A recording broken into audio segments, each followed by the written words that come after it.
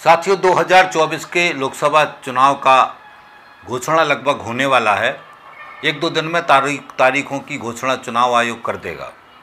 हर राजनीतिक पार्टी की विचारधारा बहुत महत्वपूर्ण होती है, इसीलिए हमने ये प्लान किया है कि हम एक सीरीज बनाएंगे जिस सीरीज के अंदर इस विचारधारा का और विचारधारा से कैसे नीति बनती है और नीति से जो है कैसे राजनीति जुड़ती है, राजनीति की जो नीतियां हैं वो किस तरीके से विचारधारा से प्रभावित होती हैं, इसको हम समझाने की कोशिश करेंगे ताकि आप हर राजनीतिक पार्टी की जो विचारधारा है उसके आधार पर उसका दिशा क्या होगा, उसका नीति क्या होगा, उसका राजनीति क्या होगा, इसको अच्छी तरीके से समझ पाएंगे।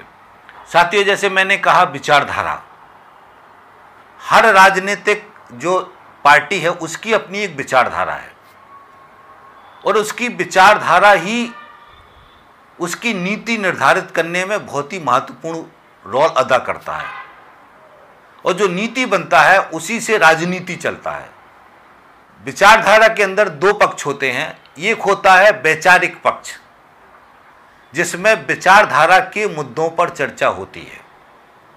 दूसरा पक्ष होता है आर्थिक पक्ष, जिसको हम कहते हैं आर्थिक नीतियां बनती हैं। देश का जो जनता है उसका जीवन स्तर, आर्थिक रूप से जीवन जीने का स्तर कैसे होगा, ये निर्धारित होता है आर्थिक नीतियों से। ये भी कह सकते हैं कि दो तरीके के सवाल होते हैं राजनीति में, जिनको बोलते हैं आर्थिक पक्ष के सवाल, दूसरा होते हैं गैर आर्थिक पक्ष के सवाल। गैर आर्थिक पक्ष के सवाल हैं वैचारिक वाले सवाल, कि इससे वैचारिक जो चर्चा होती है इससे कोई मनुष्य के जीवन में आर्थिक परिवर्तन नहीं आता है, और जब तक मनुष्य के जीवन में कोई आर्थिक परिवर्तन नहीं आता है तब तक उसके जीवन में फिजिकली कोई बदलाव नहीं होता है। तो इन दोनों तथ्यों को बहुत अच्छी तरीके से ध्यान रखना है कि आर्थिक सवाल और गैर आर्थिक सवाल, वैचारिक पक्ष और आर्थिक पक्ष।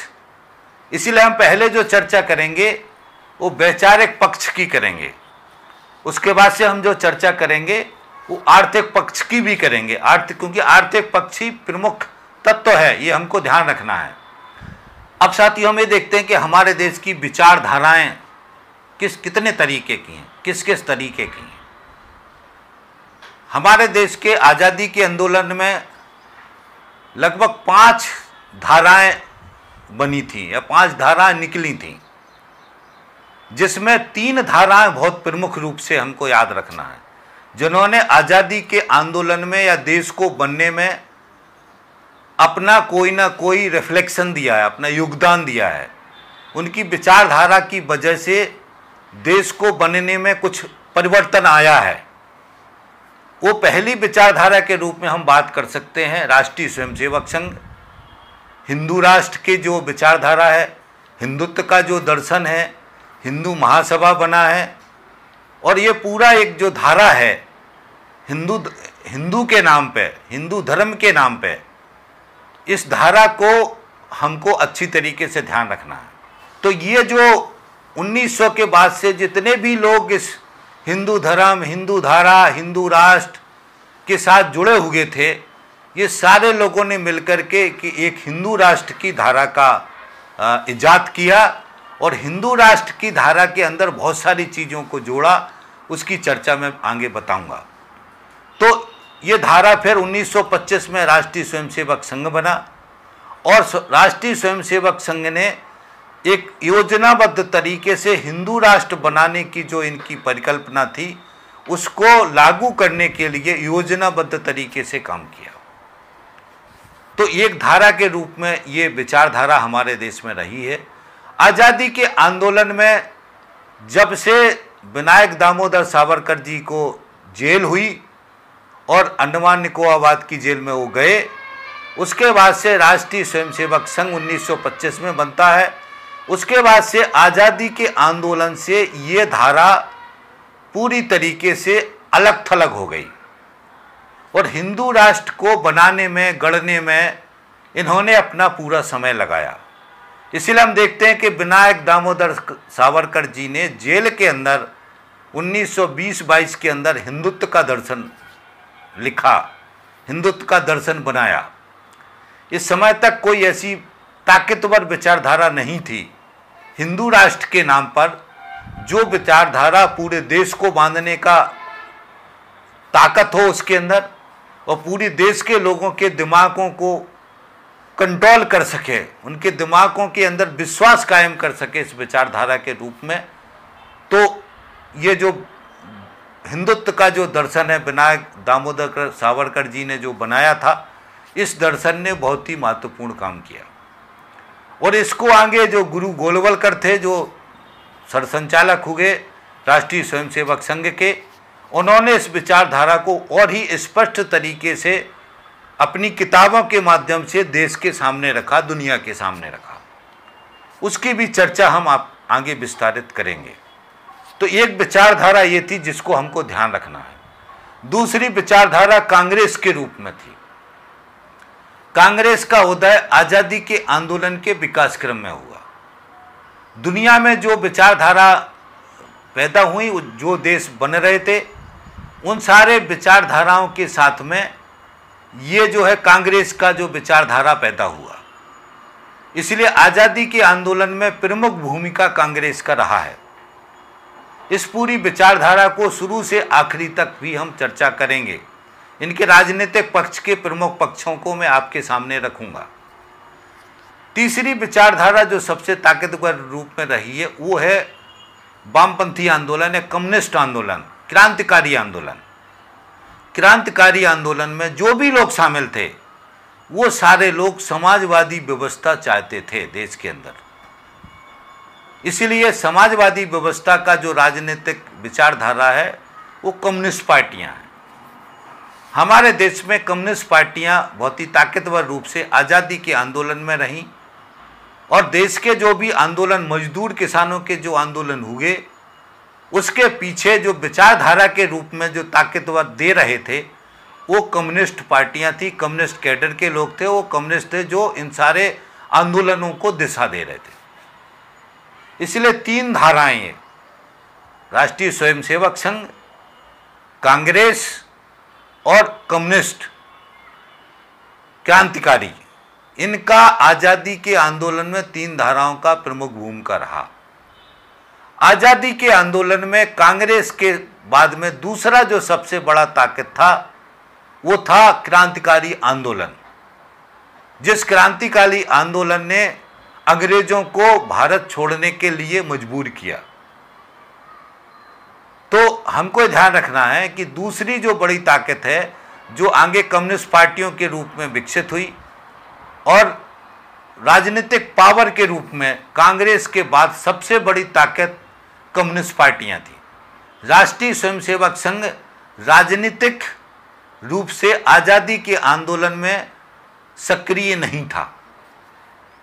राजनीतिक रूप से ध्यान रखना, विचारधारा के रूप में उन्होंने आज़ादी के आंदोलन को बहुत ही ज़्यादा प्रभावित किया, जिसकी चर्चा मैं आगे करूँगा।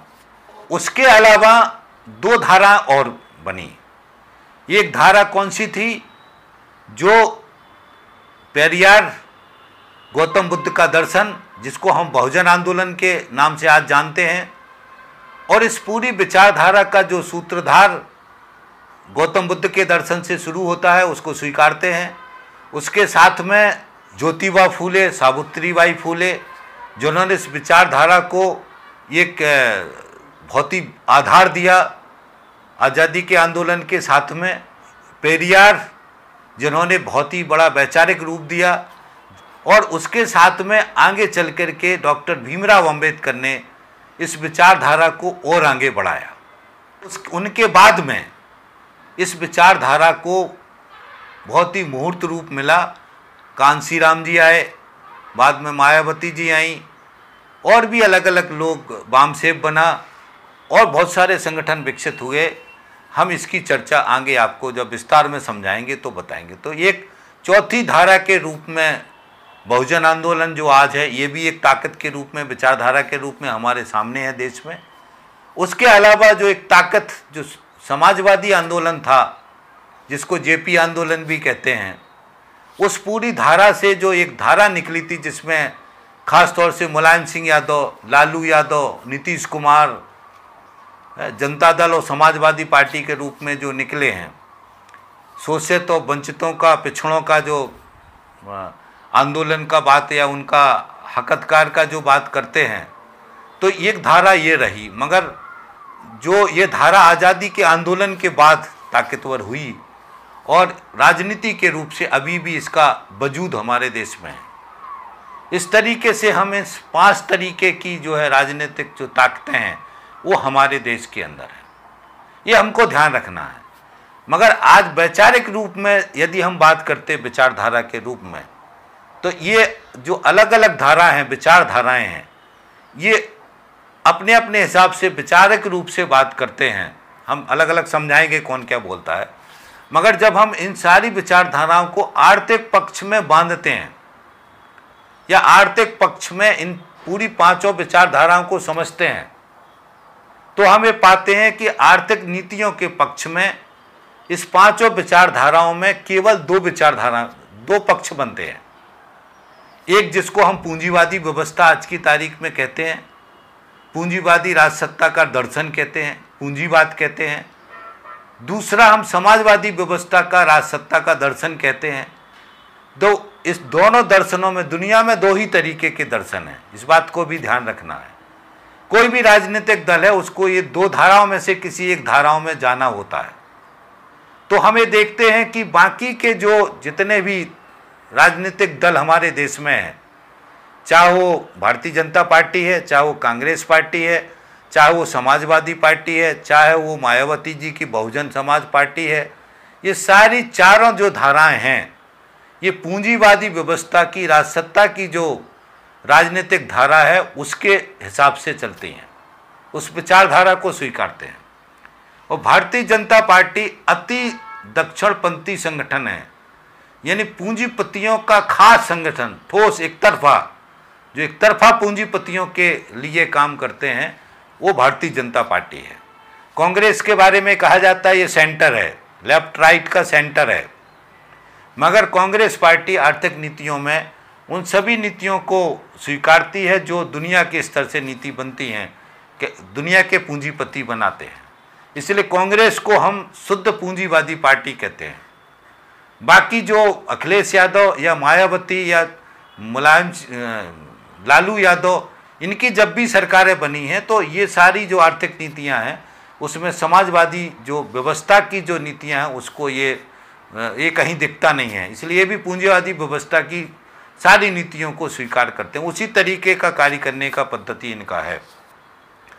आगे एक जो धारा है वो कम्युनिस्ट पार्टियां में भी 4-5 कम्युनिस्ट पार्टियां हैं जो बड़ी बड़ी पार्टियां हैं। कम्युनिस्ट पार्टियां समाजवादी व्यवस्था कायम करने के लक्ष्य के साथ चल रही हैं। समाजवादी व्यवस्था किसका लक्ष्य था आज़ादी के आंदोलन में? क्रांतिकारी आंदोलन का लक्ष्य था, क्रांतिकारियों का लक्ष्य था। क्रांतिकारी आंदोलन भी 2 तरीके का था, मैं अभी आगे आपको समझाऊंगा। इसमें भी थोड़ा कन्फ्यूज नहीं होना, क्योंकि जो सावरकर जी वाला क्रांतिकारी आंदोलन चला था इसको भी हम समझाएंगे। ये भी एक पक्ष है, क्रांतिकारी आंदोलन में 2 पक्ष हैं। जो एक धर्म से ओतप्रोत क्रांतिकारी आंदोलन था, एक समाजवादी व्यवस्था को कायम करने का क्रांतिकारी आंदोलन था, इसको हम आगे समझाएंगे। मगर अभी हम ये कहते हैं कि फाइनली जो क्रांतिकारी आंदोलन था वो समाजवादी व्यवस्था को कायम करने के रूप में हमारे देश में ताकतवर हुआ और उन्हीं के ऊपर अंग्रेज़ों ने अत्याचार सबसे ज़्यादा किया, ये हमको ध्यान रखना है। तो इस तरीके से जो कम्युनिस्ट पार्टियां थीं वो समाजवादी व्यवस्था को कायम करने के लिए वो आज भी आंदोलन कर रहे हैं, संघर्ष कर रहे हैं। इसीलिए ये 2 तरीके का जो आर्थिक पक्ष हैं उसमें 5 धाराएं जो हैं वो 5 धारा मिलके आखिरी में जाके 2 धाराओं में कन्वर्ट हो जाती हैं, पूंजीवादी व्यवस्था में और समाजवादी व्यवस्था में। इसका भी हमको साथियों ध्यान रखना। ये बेसिक आधार है जो इस वीडियो में आपको बताने की मैं कोशिश कर रहा हूँ। इसके साथ में साथी एक चीज़ और ध्यान रखना है, हर विचारधारा का एक अंतर्राष्ट्रीय चरित्र है। जो ये राष्ट्रीय स्वयंसेवक संघ की विचारधारा उसको हम आगे समझाएंगे। ये विचारधारा हिटलर का जो फांसीवाद था, मुसोलिनी का जो फांसीवाद था, जो नस्लीय चेतना का आधार पर राष्ट्र बनाने का थ्योरी था, उसके आधार पर ये विचारधारा बनी। इसलिए हम ये देखते हैं कि राष्ट्रीय स्वयंसेवक संघ और हिंदू दर्शन के, हिंदू राष्ट्र के दर्शन के जो भी लोग हैं, वो हिटलर के ही बहुत समर्थक हैं, हिटलर की बहुत तारीफ करते हैं। तो ये अंतर्राष्ट्रीय स्तर पर, दुनिया के स्तर पर जो नीति बनती हैं, विचारधारा बनती हैं, उसका भी असर हमारे देश की विचारधाराओं के ऊपर होता ही है। और उनके साथ वो दोस्ती भी करते हैं दुनिया के स्तर पर, और उनका दुश्मनी भी होता है, ये भी ध्यान रखना है। तो दुनिया के स्तर पर जो विचारधारा बनी है, उसी तरीके से हमको ध्यान रखना है कि दुनिया के स्तर पर दो प्रमुख विचारधारा हैं, जिसको हम पूंजीवादी विचारधारा कहते हैं और समाजवादी विचारधारा कहते हैं। इन्हीं दोनों विचारधाराओं का टकराव दुनिया के स्तर पर हुआ है। तीसरा जो फांसीवाद है, फांसीवाद में ध्यान रखना कि फांसीवादी विचारधारा के साथ में जो अति दक्षिणपंथी था, पूंजीवादी जो व्यवस्था का विचारधारा था, फांसीवाद और पूंजीवादी विचारधारा मिलके एक विचारधारा बना था। तो हमारे यहाँ राष्ट्रीय स्वयंसेवक संघ को भी ध्यान रखना है कि फांसीवाद और अति दक्षिणपंथी विचारधारा के साथ में ये विचारधारा बनती है जो हमारे यहाँ राष्ट्रीय स्वयंसेवक संघ की विचारधारा है। कांग्रेस की विचारधारा में और राष्ट्रीय स्वयंसेवक संघ की विचारधारा में यही फर्क है। कांग्रेस की विचारधारा पूंजीवादी व्यवस्था के साथ चलती है, बाकी राष्ट्र के साथ जो फांसीवाद का सिद्धांत है उसको वो नहीं स्वीकारते हैं। कांग्रेस का और आरएसएस का ये फर्क है। इसलिए राहुल गांधी कहते हैं हमारा विचारधारा का लड़ाई है। वैचारिक पक्ष में बोलते हैं कि विचारधारा का लड़ाई है, मगर आर्थिक पक्ष में भारतीय जनता पार्टी और कांग्रेस पार्टी अभी बिल्कुल एक हैं। इस बात को हमको अच्छी तरीके से ध्यान रखना है। अभी आर्थिक नीतियां जब मैं समझाऊंगा तो आप पाएंगे कि नरेंद्र मोदी वही नीतियां चला रहे हैं जो मनमोहन सिंह चला रहे थे। मनमोहन सिंह वही नीतियां चलाने की कोशिश की है जो अटल बिहारी वाजपेयी चला रहे थे। अटल बिहारी वाजपेयी वही नीतियां चला रहे थे जो आगे नरसिम्हा राव ने शुरू की थी। तो आप देखेंगे कि 1991 के बाद से दुनिया के स्तर से जो भी आर्थिक नीतियां बनी, उन सारी नीतियों को सारे राजनीतिक दलों ने आगे बढ़ाया।